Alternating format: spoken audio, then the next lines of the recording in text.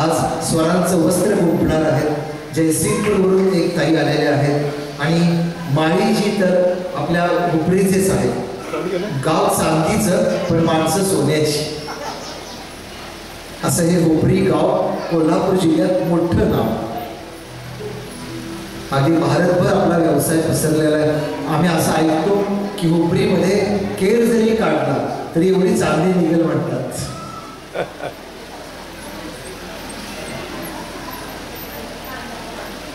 आणि म्हणून म्हणालो मी की माणसं मात्र सगळी सोन्याच्या मनाची आहेत। अतिशय अगत्य रोज नाश्ता चहा रात्रीचं भोजन म्हणजे इथं गाणं नंतर खाणं, मातेचा आशीर्वाद, कैवल्याचं लेणं, स्वरांचं देणं।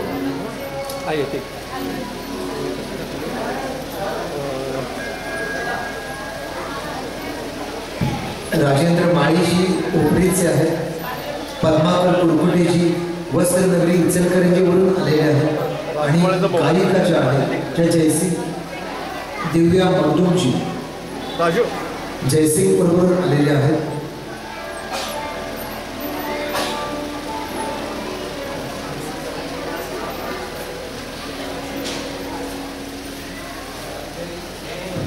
धैर्यशील आमची दुसरी पिढी या ठिकाणी आम्हाला कंठ देते, कंठांना स्वर देते। तिसरी पिढी आणि यशवंत पाटीलजी यांना आम्ही दादा म्हणतो। एक माणुसकीची पाटीलकी आहे। दरवर्षी आम्हा अनेक कलाकारांना दादांचे फोन येतात आणि सांगतात एक तारीख तुम्हाला देतो, त्या तारखेला रजत नगरीला नक्की या। माझं भाग्य की दत्त महाराजांचा वार आहे, गुरुवार आहे, 25 तारीख आहे। तारखेची बेरीज 7 येते आणि आपली 7 आहे अखंड तेवणारी दिव्याची वात आहे। अगदी काही क्षणातच सोहळ्याचा शुभारंभ करीत आहोत। सर्वांचे मनापासून स्वागत, नमस्कार, जय अंबा माता, शुभ संध्या। देशपांडे काका जे एक बुजुर्ग व्यक्ती, पितृतुल्य असे आशीर्वाद देशपांडे सर आपल्याशी संवाद साधतात। आजच्या नवरात्र संगीत महोत्सवाला त्यांचा कार्यक्रम पद्माकर कुरकुटे त्यानंतर दिव्या मर्दूम आणि आपल्या गावातील कलाकार राजेंद्र माळी हे 3 कलाकार या ठिकाणी उपस्थित आहेत। नेहमी प्रमाणात साथीदार सुनील गुरव, देसाई, समर्थ हे सगळे या ठिकाणी कार्यक्रमासाठी उपस्थित आहेत। आपण हे कार्यक्रम ऐकण्यासाठी उत्सुक असाल। या कार्यक्रमात गेले 4 दिवस आणि इथून पुढे दसऱ्यापर्यंत या कार्यक्रमाचं थेट प्रक्षेपण यूट्यूबवरून होत आहे। या कार्यक्रमासाठी आदरणीय एस मांडकापुरे, आता संजय मांडकापुरे आणि आमचा चिन्नू निंबळकर हे दोघं या सर्व कार्यक्रमाचं शूटिंग करतात। त्या आठवड्यावर आपल्याबरोबर राहणार आहे, त्यांचा आभार आपण नंतर ठेवूया, मागे ठेवूया। या कार्यक्रमाच्या निमित्तानं मुख्य म्हणजे पन्हाळेचे सर आदरणीय महेंद्र कुलकर्णी या कार्यक्रमामध्ये उपस्थित आहेत। त्यांचा या कार्यक्रमाला निवेदन लावणार आहे, तेव्हा त्यांचंही मी स्वागत करतो। त्याचप्रमाणे सर्व रसिक श्रोत्यांचं स्वागत करतो आणि या कार्यक्रमाच्या निवेदनासाठी आदरणीय कुलकर्णी सर यांच्याकडे हा माईक सोपवतो। खूप खूप धन्यवाद। एकदा देशपांडेजींसाठी टाळ्या वाजवूया। पद्माकरजी काय योगा आहे मला, या दादाने दिलं पाणी कारण सुरू व्हावी गाणी। ही अंबा मातेची कहाणी, एक राजा तर दुसरी राणी, इतका साधा सोपा संसार असावा। आणि म्हणून आपली संस्कृती आहे की सोहळ्याच्या प्रारंभाचा शुभारंभ आपण सर्वजण विघ्नहर्त्या गजाननाच्या चरणी आपली श्रद्धा भक्तीची सुगंध आणि स्वरांजली अर्पण करत असतो। आज या ठिकाणी राजयोग आहे की राजेंद्रजी आहेत, पद्माकरजी आपला स्वर आपल्याकडे बघितलं की मला असं वाटतं की ही गीतांजली ही पद्मांजली आहे। कुरकुटेजी ही एक पद्मांजली आहे, तो ओंकार आहे, तो निराकार आहे, तो अंतःकरणामध्ये साकार आहे। ओंकार स्वरूपा हे स्वरूप आपण आपल्यामध्ये शोधूया आणि माणुसकीची नवरात्र अजर अमर करूया। शुभम भवतु।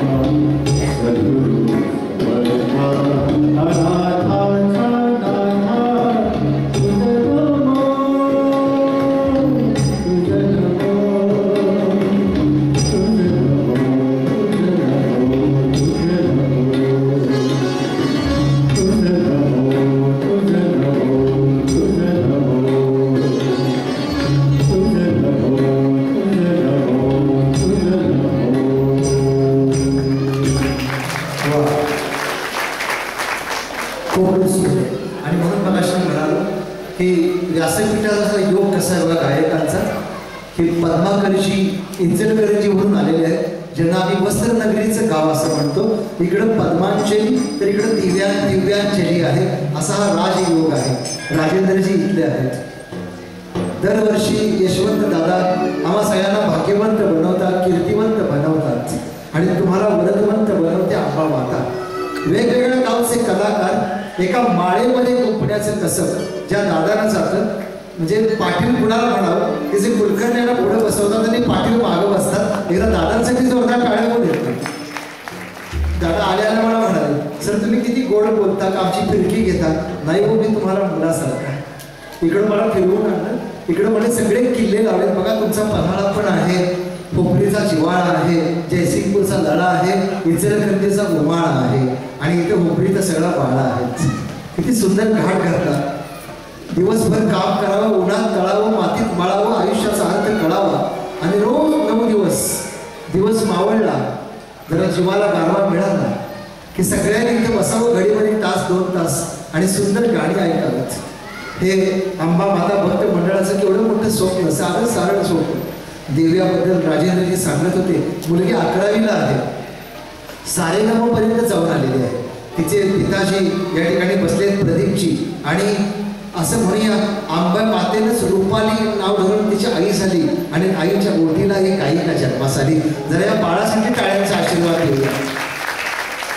कारण भक्त मंडळाचं वैशिष्ट्य काय की आमच्यासारख्या स्थानिक कलाकारांना व्यासपीठ देतात की प्रत्येकात काही ना काहीतरी गुण दडलेला आहे. त्यामुळे आपल्याच खाणीतील कस्तुरीचा मृदगंध दरवळावा आणि तेव्हा नवरात्रीचा अर्थ कळावा, असा सुंदर योग आहे. पुढच्या गाण्यामध्ये त्या देवीची जी अनेक नावं आहेत ना, त्यामध्ये एक नाव आहे बघा, आपल्या महाराष्ट्रामध्ये अनेकांचं असतं, रेणुका. रेणुका नाव आपल्यामध्ये पण कोणाचं तरी असेल. आमच्या एका वहिनींचं नाव रेणुका आहे. आमचे दादा फोनवरून काय म्हणतात, रेणुका येताना काही आणू का.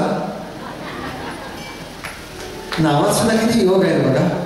हे रेणुका एक माऊली आहे, तिच्या आशीर्वादाची सावली आहे आणि हे गीत येते कंठांच्या पावली आहे.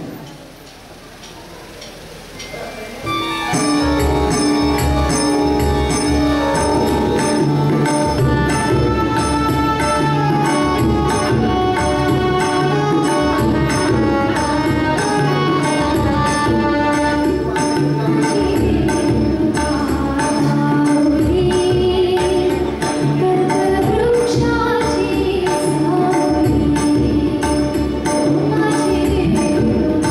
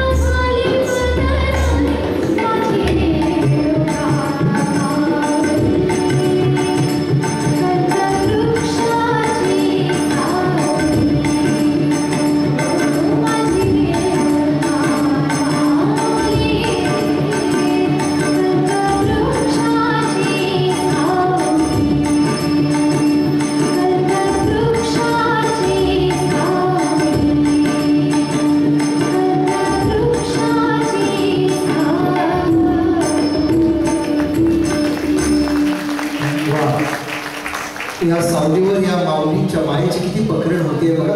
इथं राजूजी पण एकदम वा असं म्हणाले, कारण दिव्यानं गाताना इतका सुंदर स्वर लावला की राजाजींना सुद्धा वाटलं की एकदा तिला आपण वाहवा दिलीच पाहिजे. मंडळी, एक 30-40 वर्षांपूर्वीचा काळ होता, चित्रपट अर्थपूर्ण लिहिले जायचे. जे घराघरामध्ये घडतं ते प्रतिबिंब चित्रपटामध्ये यायचं. 1986 सालचा एक चित्रपट, 40 वर्ष होतील पुढच्या वर्षी, पुढचं पाऊल. सुधीर घोगेंचं गाणं आणि पाठीमागच्या बाबूजींचं तस्वीर लावलेली आहे, सुधीरजींचं संगीत. चित्रपटाची कथा सगळ्यांच्या डोळ्यात पाणी आणणार.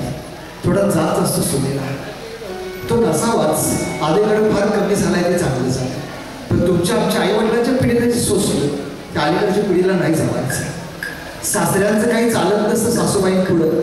सून फार गुणाची असते, बिचारे अश्रू गाळत असतात आणि 4 दिवस बाहेर जाणार असतात.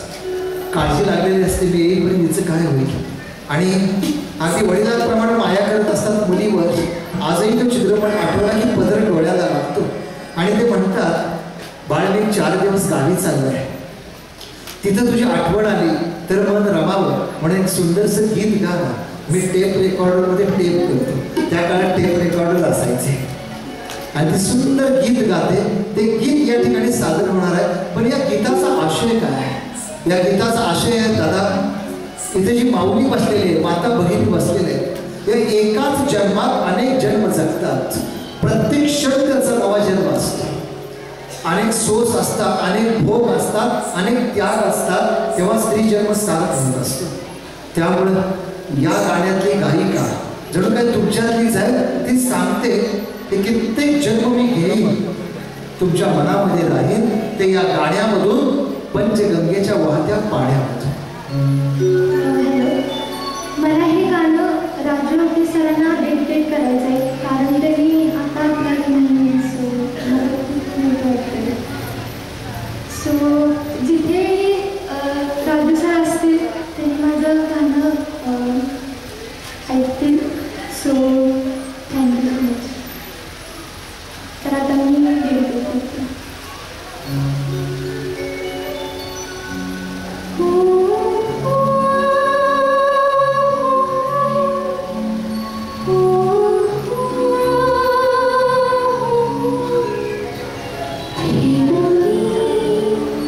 Navi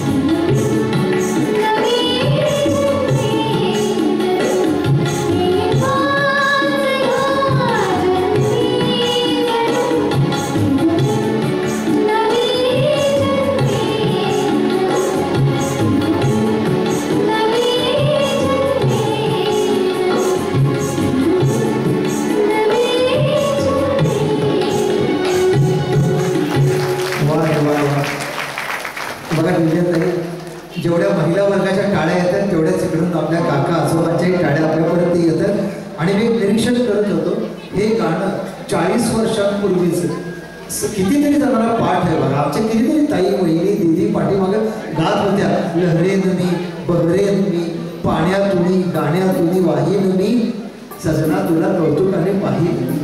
हेच तर संसाराचं सार आहे. हा प्रपंचाचा गोडवा आहे. आणि म्हणून परवाच मी या मे महिन्याच्या काळामध्ये एका लग्नाला गेलो होतो. सासूरवाशिनीचं गाणं आहे म्हणून सांगतो ना की मुलगी चालली होती आणि आई खिडकीतून बघत होती. आईने किती सुंदर वाक्य सांगितलं. आई म्हणते कशी, आई बघते खिडकीतून हरणी चालली कळपातून पाणी आलं डोळ्यातून. आई बघते खिडकीतून हरणी चालली कळपातून पाणी आलं डोळ्यातून. आणि पुढची दोन वाक्य आयुष्याचं सत्य, ज्याची होती त्यानं नेली आमची माया धन्य झाली. असंच असतं. आणि म्हणून अक्षता का रोपण करायच्या की भाताचं पीक एका ठिकाणी लागतं दुसऱ्या ठिकाणी रुजतं. अशी जी स्थिती आहे. जेव्हा ती नांदायला जाते, आमच्या मुली आता लग्नाच्या वयाच्या झाल्या, अजून शिकतायत, तरी कुणीतरी म्हणतं नारळावर देता का, तशीच करून घेतो. लग्न झाल्यावर तिला शिकवलं, देता का, टचके डोळ्यात पाणी यायचं. की ज्या बाहुलीला लहानाचं मोठं केलं, त्या हाताच्या पोळाप्रमाणे जपलं, तीच बाहुली अंबा माता त्या रूपात इथंच आपल्यासमोर प्रकटते. ज्यांच्या मुली लग्नाला आल्या त्यांच्या घरामध्ये भाऊ फार कोडकर तट्टा करतो. आमचा एक मित्र सांगतो, त्याच्या मुलीचं लग्न ठरवण्याच्या बेतावर आहे, ती काहीतरी मागते आणि मित्राचा मुलगा म्हणतो, बाबा सारखी तिचेच हट्ट कशाला पुरवता, जरा आमचे पण पुरवा. वडील डोळ्यात पाणी आणून म्हणतात, बाळा 1-2 वर्ष दिदी जाईल रे, परत तिचे हट्ट कोण पुरवणार. मुलगा म्हणतो कसा, बाबा काळजी करू नका, ती गेली तरी मी एक आणतो, बॅलन्स बरोबर ठेवतो. किती खडखडपणा, हा खट्याळपणा. तोच भाऊ जो बहिणीची एवढी चेष्टा करत असतो, बहीण जाताना मात्र कोपऱ्या डोळ्यात पाणी घालत असते. कारण आपली बहीण कोणाच्या तरी राजाची राणी झालेली असते. तो झोपडीतला असो पण राजा राणीचा संसारच असतो. पुढच्या गाण्यामध्ये एक राजा एक राणी ही गाणी त्यांची कहाणी.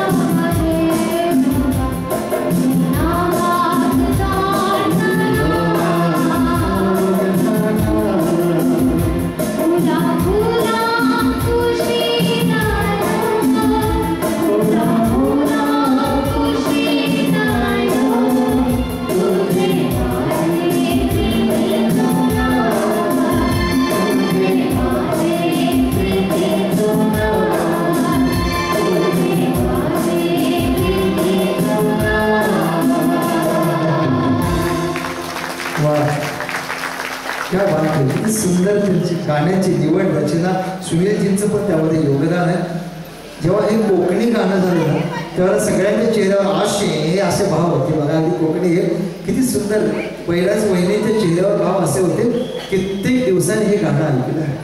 अलीकडे कुठं अशी गाणी ऐकायला मिळतात ज्यांना गाण्यातलं गाणं कळतं, त्यांच्याशी स्वर जुळतात आणि अशी गाणी ऐकायला मिळतात. एक दुर्मिळ गाणी रोज संध्याकाळ इथून पुढे सुद्धा अजून 5-6 दिवस, आज 18 दिवसात दसरा आहे तेव्हा चेहरा हसरा होणार आहे. रोज वेगवेगळ्या मैफिली इथं सजणार आहेत. मंडळी हा उत्सव महिलांच्या सन्मानाचा. संस्कृतमध्ये वचन आहे, यत्र नार्यस्तु पूज्यन्ते रमन्ते तत्र देवता. इथं नारीचा मान सन्मान केला जातो, तिथं देवतांचा निवास असतो. आणि म्हणून तुम्ही पाहिलं का की लाईट गेल्यावर लगेच आली, मनामध्ये विचार आला की देवीच्या दारात अंधार फार काय टिकत नाही. तसंच तुमच्या आमच्या आयुष्यात असावं की माणुसकीचा प्रकाश पेरला जावा. आपल्या भारतामध्ये, महाराष्ट्रामध्ये अनेक देव देवता यांच्यावर आपली श्रद्धा आहे. आज गुरुवार,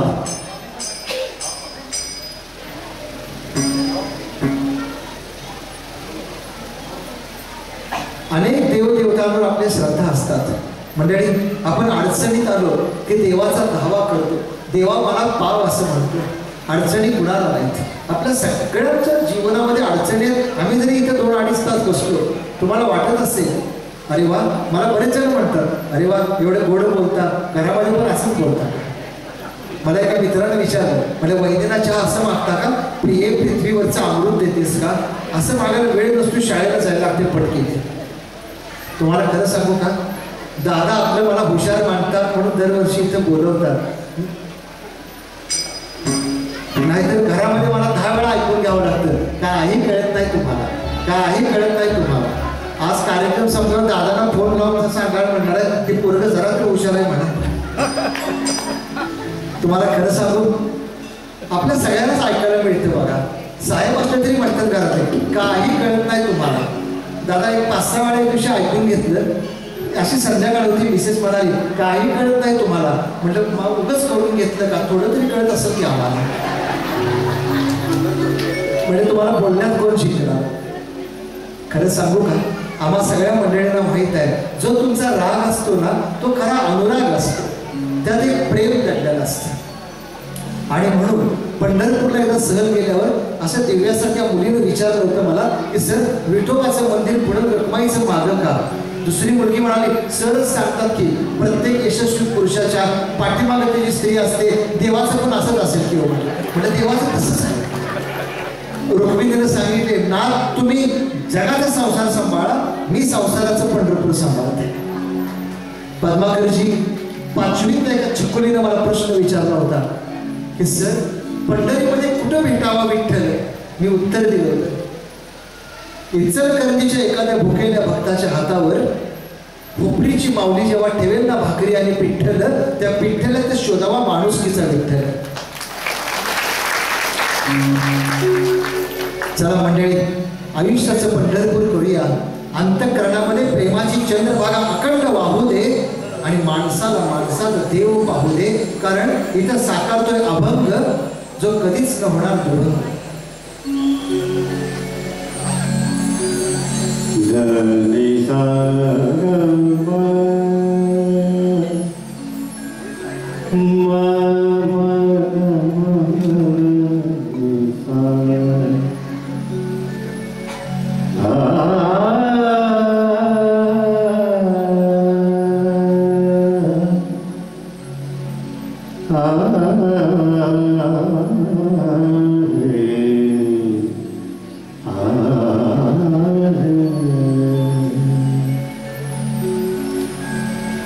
विठ्ठल